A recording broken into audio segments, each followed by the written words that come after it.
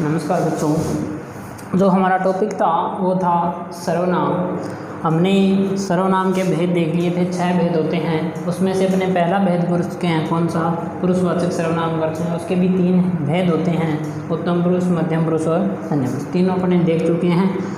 अब जो इसका दूसरा जो भेद आता है वो आता है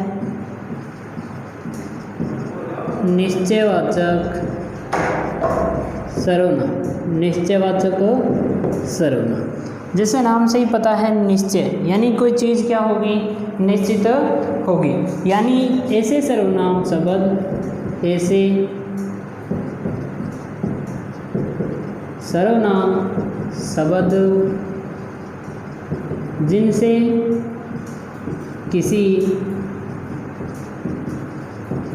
निश्चित वस्तु का बोध हो।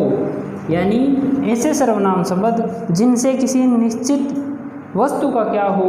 बोध हो, उसे क्या कहते हैं? निश्चयवाचक सर्वनाम कहते हैं।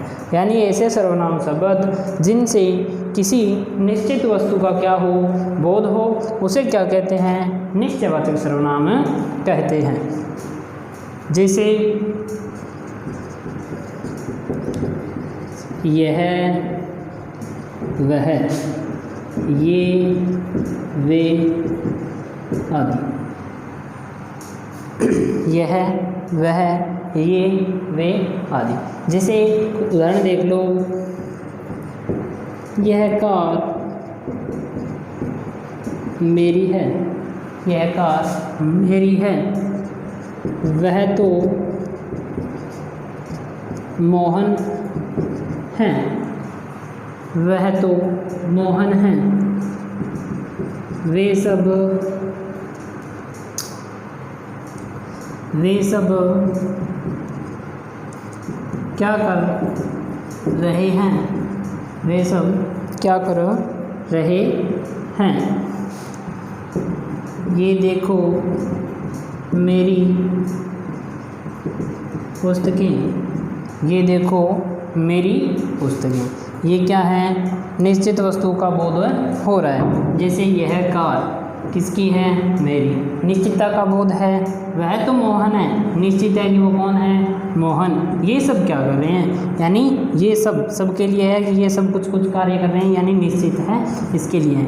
ये देखो मेरी पुस्तकें। ये देखो मेरी पुस्तकें, यानी पुस्तकों के लिए निश्चित वर्ड है क्या?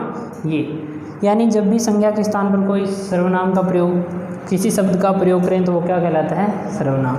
निश्चयवाचक सर्वनाम का मतलब ये ऐसे सर्वनाम शब्द जिनसे किसी निश्चित वस्तु का क्या हो जाए? अपने बोध हो जाए। वर्ड ये आएंगे, यह, वह, ये, वे। यह, वह तो एक वचन, और ये किसके लिए आएंगे? बहुवचन के लिए।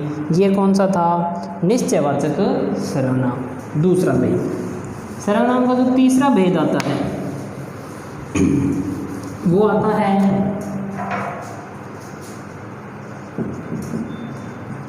अनिश्चयवाचक सर्वनाम। अनिश्चयवाचक सर्वनाम यानी निश्चयवाचक में तो ये था कि किसी निश्चित वस्तु का बोध होगा, और अनिश्चयवाचक की बात करें तो ऐसे शब्द जिनसे किसी निश्चित वस्तु का क्या नहीं होता? बोध नहीं होता। अनिश्चितता की स्थिति बनी रहती है। यानी ऐसे सर्वनाम शब्द, ऐसे सर्वनाम शब्द जिनसे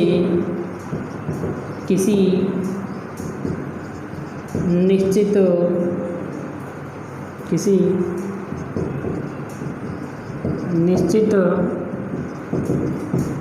वस्तु का बोध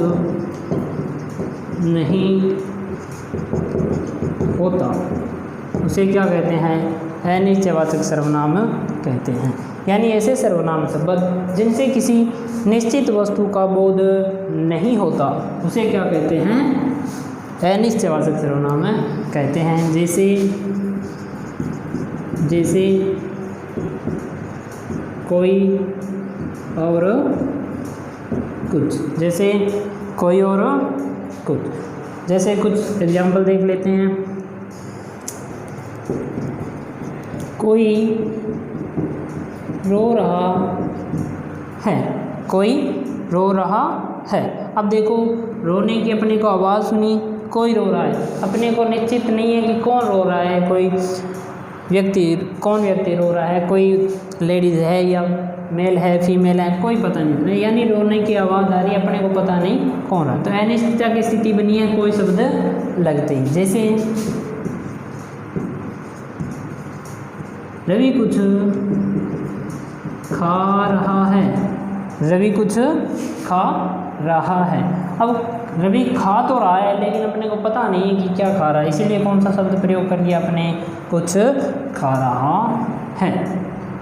तो ऐसे जब भी शब्द आ जाए जिनसे अपनी किसी निश्चित वस्तु का बोध नहीं हो तो वहाँ पे कौन सा सर्वनाम होता है, निश्चयवाचक सर्वनाम होता है। आज इतना ही करेंगे, कल जो आगे के अपने जो भेद हैं उनको देखेंगे। धन्यवाद।